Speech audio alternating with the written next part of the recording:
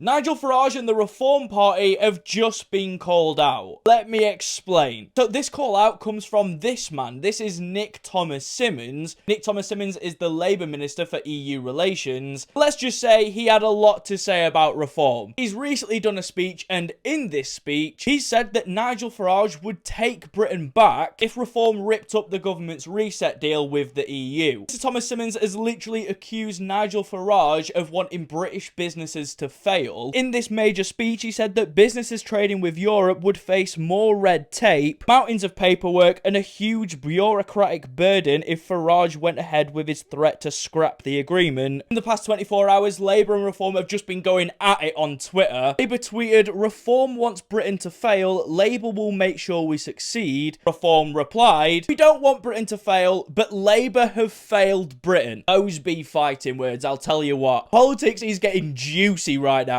Now, for context, in May, the UK and the EU struck up a deal. That deal covers fishing, trade, energy, defence, and strengthening a number of ties that are still yet to be negotiated. It represented a big reboot in relations. One important area for businesses was on food and drinks import checks. The government's put some planned border checks on fruit and veg on hold, while it negotiates a sanitary and phytosanitary agreement with the EU, otherwise known as an SPS. And at this summit in May, the EU and the UK both agreed on this proposed SPS deal. In this deal, they've said that they would remove the need for border checks on plant and animal products entirely. And the government said that it wants to get a permanent food and drinks deal agreed in the next 18 months. And this person that's called out Nigel Farage has reiterated that ambition, basically saying that he wants to agree a final deal by 2027. He said that it would boost growth, secure jobs, and bring down food prices. And this deal could also massively helping the drivers that are importing all these goods to the country. As you might know, these drivers face severe delays at times. You might have heard of what happened about 4 or 5 years ago now in 2020, because around Christmas time, a lot of foreign drivers ended up stuck in the country and they missed Christmas with their families. And some of these delays last absolutely ages, but the removal of these SPS checks, it'd basically mean fewer delays at border posts and ports. As I said, these queues have been known to go on for hours, and yesterday I was actually at the Port of Dover, obviously the biggest port in the UK. I got the chance to talk to these two fellas. These two men are freight drivers who were waiting to get onto a ferry, and I just wanted to ask them about the delays and their experiences. I asked them how long they'd been here today, and they said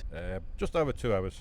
Two and a half hours. I also just wanted to know how they passed the time during all these delays. To be fair, it's a pretty simple answer. Oh, Facebook, YouTube, the normal social media stuff, phones, watch anything on Netflix, anything like that, but just whatever takes your fancy at the time, I suppose. Just all the standard ways that a lot of people just use to pass the time. But I asked him what's the longest time that he's been waiting for, and this was what he had to say.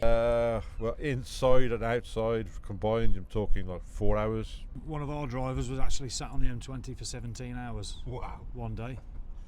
So he missed God knows how many boats. As you can imagine, all these delays cause massive problems for their scheduling, and I asked him how delays would specifically affect his schedule, and it turns out it's quite a lot. Well, obviously we're governed by tachograph laws, so if we can't get what we need to do in our day, and say for argument's sake you're losing 3, 4, 5 hours in a day, you don't get as far as you need to get to, then delays are inevitable. So you might not get to your customer on time, you know, and then obviously you're waiting there, and the knock-on effect and the knock-on effect and the knock-on effect. So it can be never ending. Now, the final question that I want to include in this video, I just asked the guy if he had kids. I do. So I asked him what could be done to get him home to his kids faster. Obviously, these drivers are just normal people, and this was his idea. Well, the easiest way as a freight driver would be to keep the freight and the general public away from each other.